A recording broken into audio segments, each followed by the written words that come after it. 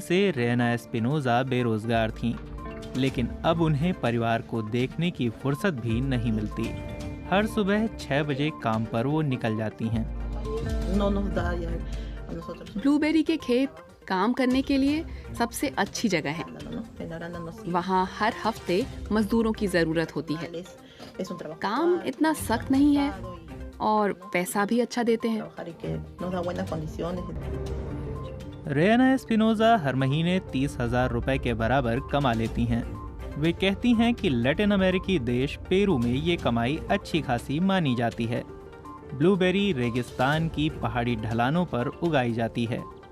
ये पेरू का मूल फल नहीं है, लेकिन यूरोप में इनकी मांग बहुत ज्यादा है, लिहाजा पेरू उसका मुख्य सप्लायर बन गया है। ये बागान 2 साल पुराना है। ब्लूबेरी की करीब 30 लाख झाड़ियों से 1,500 मजदूर फल चुनते हैं। उन्हें जैविक खाद से भरी प्लास्टिक की थैलियों में उगाया जाता है, वरना तो वे रेगिस्तानी रेत में उगेंगी ही नहीं। पीएच वैल्यू कम करने के लिए कुछ बागानों में मिट्टी में सल्फर डाली जाती है। ब्लूबेरी अम्लीय मिट्टी में बढ़िया उगती है। रेना एस्पिनोजा सुपरवाइजर हैं। उनका काम है क्वालिटी कंट्रोल।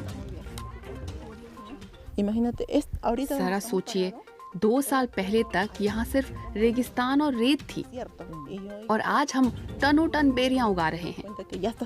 ये अद्भुत है।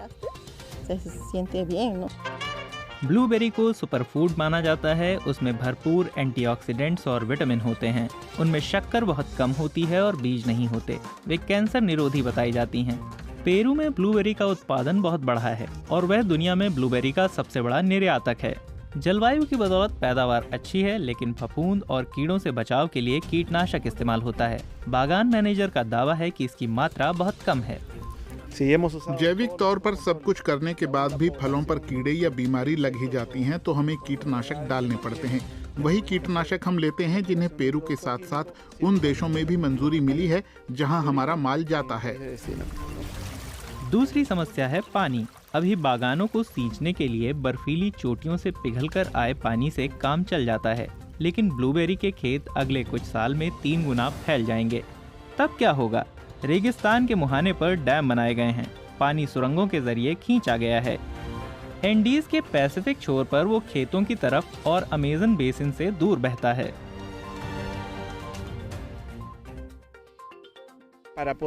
अंतर्राष्ट्रीय स्तर पर प्रतिस्पर्धा में बने रहने के लिए पेरू को ब्लूबेरी का उत्पादन बढ़ाना होगा। उसके लिए और ज्यादा खेतों, बागानों की जरूरत है। हमें सिंचाई के नए तौर तरीके भी चाहिए। इस अभियान का लक्ष्य अधिकतम उत्पादन है। यूरोपीय नस्ल की छोटी बेरियां बहुत ही कम उगाई जाती हैं और वे बिकती भी कम हैं। इससे उलट पेरू की ब्लूबेरियों को खूब उगाया जाता है। नई किस्में और ज्यादा पैदावार देती हैं। ऐसी ही एक किस्म है मातियास। ये बहुतायत में उगती है। इसका फल भी ठोस और स्वादिष्ट होता है और ये जर्मन सुपरमार्केट्स में छाने को तैयार है। हमारे पास यूरोप से बहुत मांग आ रही है। उपभोक्ता बेहतर क्वालिटी की ब्लूबेरियां चाहते हैं। बड़ी ठोस ब्लूबेरियां जो लंबी दूरी तक लाने ले जाने में खराब ना हो और कुछ समय के लिए रेफ्रिजरेटर में स्टोर की जा सके। उनका रंग बना रहे, वही चमकदार नीला रंग। यूरोपीय मापदंडों को देखते हुए फलों को भेजने से पहले उनमें फंगिसाइड डाला जाता है। उन्हें 3 सप्ताह कोल्ड स्टोरेज में रखा जाता है, क्योंकि उन्हें जर्मनी का 10,000 किलोमीटर का सफर तय करना है।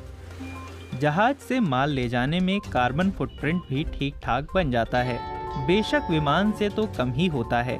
पेरू में ब्लूबेरी के नए बागान दिखने लगे हैं। ऐसे ही एक इलाके के मेयर हैं युआन कार्लोस लोपेज। उन्हें सिंचाई की चिंता है, लेकिन उम्मीद भी है कि करीब 3,000 नौकरियां आएंगी। यकीन नहीं होता कि जल्द ही यहाँ ब्लूबेरियां उगने लगेंगी। हमारे गरीब समुदाय के लिए तो ये सपना सच हो जाने जैसा होगा। Es complicado, es difícil.